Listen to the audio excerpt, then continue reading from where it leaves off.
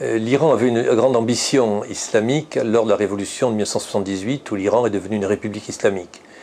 Et l'exportation de la révolution était une priorité.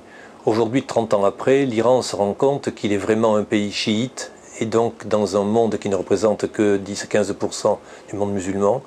L'Iran a compris qu'il ne sera pas le leader du monde musulman, même si dans le cadre du problème palestinien, le gouvernement iranien a toujours essayé d'être en phase d'avant-garde, mais même aujourd'hui cela est un peu contesté. On le voit récemment avec le bateau des Turcs vis-à-vis de Gaza, et l'Iran a été doublé dans ce domaine très symbolique du palestinien. Donc l'Iran est un peu en marge du monde musulman, il est beaucoup plus qu'il l'était jadis, mais reste encore en marge.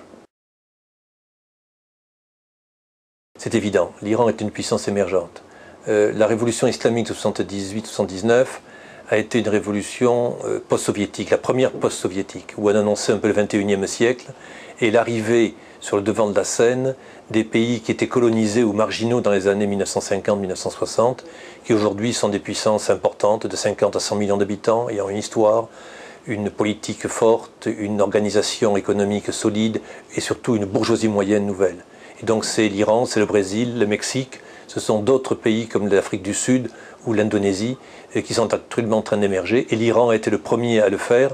L'Iran pose souvent très mal de bonnes questions, et donc il faut regarder effectivement l'Iran, et notamment la question du nucléaire, pour ce qu'elle est spécifiquement, mais surtout dans le cadre des exigences nouvelles de pays émergents, et l'Iran n'est que le premier à avoir secoué ainsi la communauté internationale. Quand un pays émergent, donc, ou un pays quel qu'il soit, enfreint les règles internationales, il est évident qu'il faut que la communauté le sanctionne.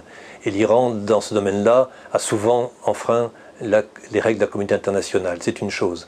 Mais il faut voir aussi que l'Iran a simplement essayé d'exprimer de vrais problèmes. Et donc, concernant le nucléaire, si on mélange à la fois l'arme atomique et le droit à l'énergie nucléaire, on se trompe. Et si on pense que la bombe atomique iranienne, si un jour elle existe, est faite uniquement pour détruire Israël ou des choses de ce genre-là, on se trompe également. Ça ne veut pas dire que ce danger n'existe pas, mais que ça représente peut-être 1 pour 1000 du problème du nucléaire iranien, qui est d'abord une question d'entrée de l'Iran dans la communauté internationale comme pays émergent. Et donc les sanctions ne sont pas assez fortes pour changer la politique iranienne d'émergence dans le nucléaire de notre problème, et ces sanctions sont trop faibles et pour pouvoir, ou trop fortes à la fois, pour avoir un quelconque effet. Autrement dit, même s'il faut sur le plan symbolique dire à l'Iran « vous ne respectez pas les lignes rouges de la communauté internationale », il faut surtout comprendre que c'est de la part de l'Iran une espèce d'appel au secours. Il ne faut pas résumer l'Iran à Ahmadinejad, à M. Khamenei ou à quelques leaders politiques. C'est un courant très profond qui est là. Les événements du mois de juin dernier, la contestation d'élections, est un phénomène capital dans cette histoire-là. L'Iran n'est peut-être pas une république, mais les Iraniens sont républicains. Et donc, toutes les sanctions du monde ne changeront rien à cela. Et ce qu'il faut voir, c'est non pas comment sanctionner l'Iran, mais comment offrir à l'Iran la capacité de jouer pleinement son rôle dans le XXIe siècle. Si on prend l'Allemagne en 1918, elle a été sanctionnée par l'Europe, par les Français notamment. Résultat, Hitler, Deuxième Guerre mondiale. Là, on change de politique. Pas des sanctions contre l'Allemagne, mais la création du marché commun et de l'Union européenne. Le résultat, c'est que l'Allemagne aujourd'hui peut faire une arme atomique en 6 mois s'ils le veulent, mais la question est absurde.